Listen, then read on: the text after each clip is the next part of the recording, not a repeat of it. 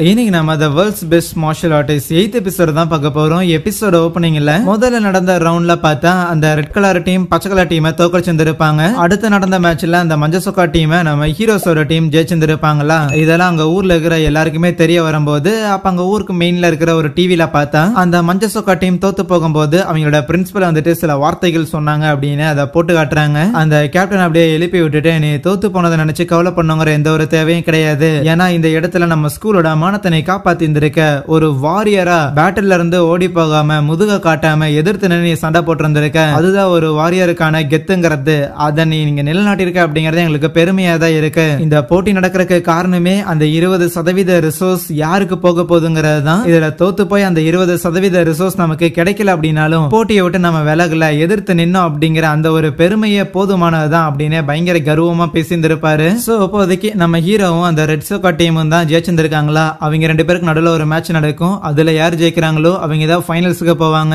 And இப்ப எப்படி இங்க ஒரு 4 ஸ்கூல் போட்டி போட்டாங்களோ அதே மாதிரி இன்னொரு அரீனாலே ஒரு 4 ஸ்கூல் போட்டி போட்டு இருந்திருப்பாங்க. அந்த ஸ்கூல்ல யாரு தோக்குறாங்க அப்படிங்கறத பொறுத்தும் இப்ப நம்ம ஹீரோஸா இல்ல அந்த ரெட் சோக்கா டீமா இதுல ரெண்டு பேர்ல யாரு தோக்குறாங்கறத பொறுத்து அவங்க ரெண்டு பேருக்கு ஒரு எலிமினேஷன் ரவுண்ட் ஒன்னு நடக்கும். அண்ட் ஃபைனலி ஒரு கிராண்ட் ஃபினாலே ஃபைனலா அந்த 20% ரிசோர்ஸ் யாருக்கு போக போகுதுங்கிறத முடிவு பண்ற அந்த ஒரு பேட்டில் நடக்கும். அடுத்த நாள் லாக்கர் ரூம்ல பாக்ஸர் பத்தி நம்ம ஆளுங்களுக்கு ஒரு அட்வைஸ் போட்டுக்கிட்டு இருப்பார். ஏன்னா அடுத்த ரவுண்ட்ல நம்ம ஹீரோ பங்கேற்க வேண்டாம். ஏன்னா இது வந்து டீம் பேட்டில் மாதிரி இருக்க போறது கிடையாது. இந்த தடவை வந்து 5 பேர் தான் சண்டை போடுற மாதிரி இருக்கும். அந்த 5 மேட்ச்ல ஹீரோ இருக்க வேண்டாம். ஏன்னா நேற்று நடந்த ரவுண்ட்லயே அவன்கிட்ட என்னென்ன பவர்ஸ் இருக்கு அப்படின்னு எல்லாத்தையும் ஆல்ரெடி எக்ஸிபிட் பண்ணிட்டான். சோ பெட்டர் அந்த ரெட் சோக்கா போட்ட டீம்ல அவங்களோட கேப்டன்கிட்ட என்ன பவர் இருக்கு எபிலிட்டி இருக்கு அப்படின்னு புரிஞ்சுக்கிறதுக்கு இவனை வெளியே எடுத்துட்டு நம்ம இறங்கி போட்டி போறது கரெக்டா இருக்குன்னு சொன்னா அங்க இருக்கிற டீம் பசங்களும் அதை ஒத்துக்கிற மாதிரி தெரியல. இஃப் இன் கேஸ் நம்ம ஹீரோ பவர்ஃபுல்லா இருக்கிறாங்க போது அவனையே பயன்படுத்தி ஒரு 2 பேரையாவது தோக்கடிக்கலாம்ல. அது நமக்கு ஜெயிக்கிறதுக்கு அட்வான்டேஜா இருக்கும்னு சொன்னாலும் உங்களுக்கு புரியுதா இல்லையாடா அப்படின்னு சொல்லி அந்த சிங்கத்தலையா இருக்கிற எல்லாரையும் கடிச்சு வச்சுக்கிட்டு இருப்பானா.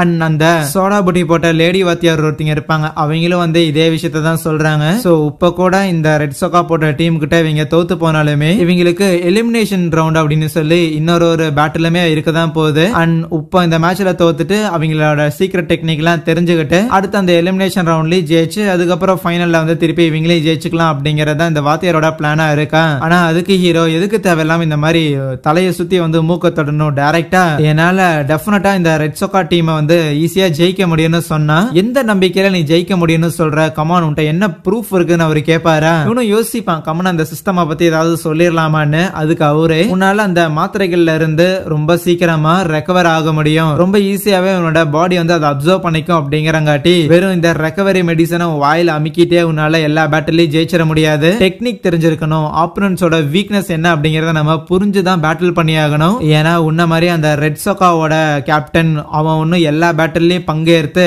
அவன் இருக்கிற எல்லா சீக்ரெட் டெக்னிக்கையும் வெளியே காட்டவே இல்லை. அவன் நிறைய டெக்னிக் ஒழிச்சு வச்சிருந்திருக்கான். அந்த மாதிரி நீ சண்டை போட்டிருக்கணும். சண்டை போடல. அதனால வேற வழியும் கிடையாது. கூடவே இது நம்ம யூனிவர்சிட்டி சார்ந்த ஒரு பேட்டிலே தவிர ஒரு தனி இண்டிவிஜுவல் உனக்கான பேட்டில் இது கிடையாது. இத டீமா தான் நடத்தியாகணும். ஏன்னா இப்ப கூட்டிட்டு வந்த எல்லாரையுமே நம்ம வளர்த்தி விட்டா மட்டும்தான் இது இந்த யூனிவர்சிட்டிக்கு நல்லது. உன்னை மட்டும் வளர்த்துறது எங்க வேலை இல்ல. இருந்தாலும் இது எல்லாத்தையுமே சொல்லிட்டு come on at the end of the day நீ தான் இங்க கேப்டன். நான் இப்ப சொன்னது எல்லாமே வெறும் சஜஷன் ஆக மட்டும்தான். ஒரு கேப்டனை நீ தான் முடிவெடுக்கணும்னு சொல்ல நம்ம ஹீரோக்கும் இப்ப இந்த பேட்டில் தோக்குறதோ இல்லனா திருப்பி ஒரு தடவை சண்டை போட்டு அதுக்கப்புறம் வந்து மறுபடியும் சண்டை போட்டு இதுல விருப்பம் இல்ல. இருந்தாலும் ஸ்கூல் இது மூலமா பெனிஃபிட் ஆகாது அப்படின்னா ஃபைன் ஒன்னும் பிரச்சனை இல்லங்கிறானா. சோ அதுக்கப்புறம் பேட்டிலுக்காக எல்லாரும் போக நம்ம சான் ஹீரோட்ட வந்துட்டு கமான் ஃப்ரெண்டு கேப்டன் எங்க மேல கொஞ்சம் நம்பிக்கை வைங்க அப்படின்னு சொல்லி ஜோக் பண்ணிட்டு போறான். லாக்கர் ரூம்ல இருந்து எல்லாரும் பேட்டிலுக்காக வராங்க.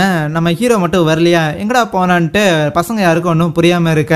யார் யாரு பேட்டில் பண்ண போறாங்கன்னு நேம் எல்லாம் அறிவிச்சிருப்பாங்களா. ஹோஸ்டுக்கே ஆச்சரியம் தான் என்னது ஹீரோவை இறக்கி விடலையான்னு. ஈவன் அந்த ஆப்போனன்ட் டீமும் ஓ அவங்க கேப்டன் வரலையா யாரு வந்தா என்ன வரலனா என்ன ஜெயிக்கிறது மட்டும் தான் நம்மளோட வேலை அதை மட்டும் ப்ராப்பரா பண்ணுவோம் அப்படின்னு பெருசா அதெல்லாம் கண்டுக்கல. அது பாக்ஸர் வாத்தியும் பசங்க எல்லாம் பார்த்து பண்ணுங்கடா அப்படின்னு அட்வைஸ் போட்டுக்கிட்டு இருக்கும் போது கவலைப்படாத வாத்தி நாங்க ஒன்னும் ஓபி அடிச்சுட்டு போறதுக்காக இந்த மேட்சுக்கெல்லாம் வரல. எங்ககிட்டயும் ஷோ காட்டுற அளவுக்கு கெத்தான திறமைகள்லாம் இருக்குதுன்னு பயங்கர கான்பிடண்டா இருப்பானுங்க. நம்ம சேனல்லாம் கண்டிப்பா அந்த ரெட் சோக்காவோட கேப்டனை நான் தான் எதிர்ப்பேன். ஏ ப்ளூ மண்டை மொதல் ரவுண்டு நீ தான் இறங்குற அப்படிங்கிறங்காட்டி எங்கேயாவது போன தடவை ஹீரோ பண்ண மாதிரி ஃபர்ஸ்ட் ரவுண்ட்ல ஜெயிச்சுட்டு அடுத்த ரவுண்ட்ல வரமாட்டேன் அப்படின்னு அடம் பிடிச்சிட்டு இருக்காத. எனக்கு அவங்க டீம் கேப்டன் கூட போட்டி போட்டே ஆகணும் அப்படின்னு சொல்லிட்டு இருப்பானா. அண்ட் நம்ம ஹீரோவும் லாக்கர் ரூம்ல வந்து வரான். ஒரு சில ஆழ்ந்த சிந்தனைகளுக்கு அப்புறம் சேனை வந்து மோட்டிவேட் பண்ணிட்டு கண்டிப்பா பசங்களா ஜெயிச்சிருங்கடா அப்படின்னு பெரிய நம்பிக்கை வைக்கிறானா. முதல்ல சண்டை போடுறதுக்காக ஒரு பையனும் கூடவே நம்ம ப்ளூ மண்டையும் களத்துல இறங்கி இருந்திருக்கேன். இந்த ஸ்கூல் ரெண்டுமே பழசுதான். சோ முதல்ல இருந்தே இந்த ஸ்கூல் ரெண்டுத்துக்கும் ஒரு ரைவல்ரி வேற இருக்குது போல. ஆனா அந்த ரைவல்ரிங்கிறது வெறும் ஸ்டூடெண்ட்ஸுக்கும் அங்க இருக்கிற ஆடியன்ஸுக்கு மட்டும்தான். பிரின்சிபல்ஸ் எல்லாம் ஜாலியா மாறி மாறி கலாய்ச்சிட்டு இருப்பானுங்க. ஆனா அதுக்கப்புறம் பேட்டிலும் ஆரம்பிக்குது. பார்த்தா அந்த ஆள் நம்ம ப்ளூ மண்டையை போட்டு புழக்க ஆரம்பிச்சாருன்னா அவ ஏதோ ஒரு கான்லெட் மாதிரி தான் போட்டு இருந்திருப்பாள். சோ அதை வச்சுதான் முடிஞ்ச அளவுக்கு அட்டாக்ஸ் எல்லாத்தையும் தடுத்துக்கிட்டு இருக்கேன். ஐயோ சமாளிச்சிருவாதானே அப்படின்னு நம்ம ஹீரோஸ் எல்லாம் ஒரு பக்கம் லைட்டா கவலைப்படும் போது அதுவே அந்த ரெட் சோக்கா டீமை சேர்ந்தவங்க பொண்ணு தானே, அதனால தான் நம்ம ஆள் பார்த்து கொஞ்சம் கவனமா சண்டை போடுறான், இல்லைன்னா பொழந்திருப்பான் பொழந்து அப்படின்லாம் பேசிட்டு இருப்பானுங்களா. இருந்தாலும் அவ விட்டு கொடுக்காம இந்த இடத்துல சண்டை போட்டுக்கிட்டு இருக்க.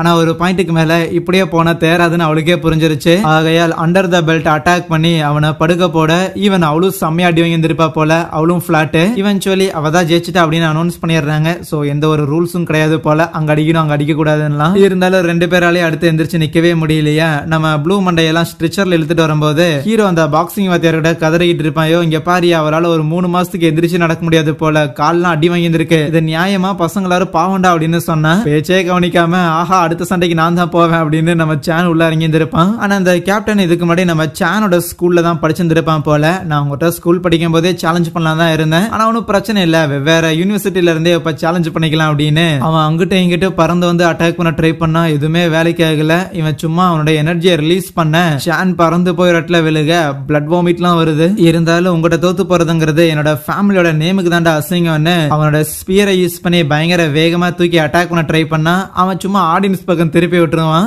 ரெஃப்ரியா இருக்கிறவரு அசால்ட்டா உள்ள இறங்கி அந்த ஸ்பியரை கையில எடுப்பாரு. அதோட இந்த ஆள் ஸ்ட்ராங்கா இருப்பான் போலயே அப்படின்னு அந்த கேப்டன் அவனை பார்த்துட்டு இருக்க. ஆனா இந்த கேப்ல பின்னாடி வந்த சான் அவனோட வாயிலே ஒண்ணு வச்சார்னா வச்சு கைய கூட எடுக்கல. ஆனா அதுக்கு முன்னாடியே கைய பிடிச்சு திருப்பி அப்படியே ஏர்ல பறக்க விட்டு அவனோட பிளேட வச்சு அவனை 2 துண்டா வெட்டிடலானே போயிருவான். ஆனா வாத்தியார் தான் இல்ல இதோட நிறுத்திக்கலாம் அப்படின்னு சொல்லும் போது அவன் ஸ்டாப் பண்ணுவானா. ஆனா சான் ஆக்சுவலி நக்கலா சிரிப்பான். ஏன்னா அவன் நினைச்சிருந்தாலும் ஓகே இதோட நிறுத்திக்கிறேன் அப்படின்னு சொல்லிருக்கலாம். ஆனா அவன் சொல்லல. டேய் மச்சி எதுவும் ஆகலன்னு ஹீரோ கேட்டுட்டு இருக்கும் போது இனிமேலும் பொறுத்து கொள்ள முடியாதுன்னு நம்ம ராணுவ பட தலைவி இருக்கிறாங்கல்ல அவங்க உள்ள இறங்குறாங்களா. உள்ள இறங்கினாலும் சண்டை போடும் போது திருப்பியும் மர்மமான இடத்துல அடிக்க பார்க்கும் போது இந்த தடவை அது வேலைக்கு ஆகல இவங்கிட்ட. ஆனா அதுவே அந்த ரெட் சோக்கா டீமோட ஃபேன்ஸ் எல்லாம் அங்க சண்டை போட்டுக்கிட்டு இருப்பானுங்க. ஏண்டி சண்டை போடுறதுக்கு துப்பு இல்லைன்னா எதுக்கடி மர்மமான இடத்துல அடிச்சு ஆம்பளை பசங்களை அசிங்கப்படுத்துறீங்க அப்படின்னு கத்திட்டு இருக்கேன். வாய்ப்பு கிடைக்கும் போது ஒரு ஹெட்பட் எல்லாம் வச்சு தள்ளி விட்டாலுமே திருப்பி அட்டாக் பண்ண வரும்போது கத்திய வச்சு கையில சொருகிடுவான். இருந்தாலும் அவன் மறுபடியும் ஷோல்டர் ரெண்டையும் பிடிச்சிட்டு திருப்பி இன்னொரு ஹெட்பட் வைக்க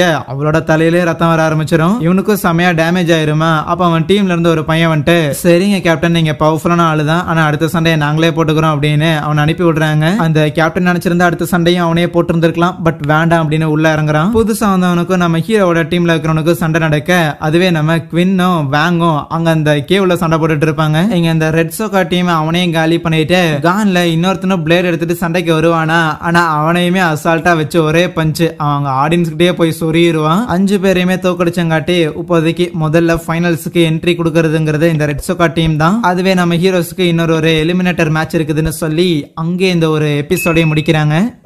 சோ யா, தேங்க்யூ.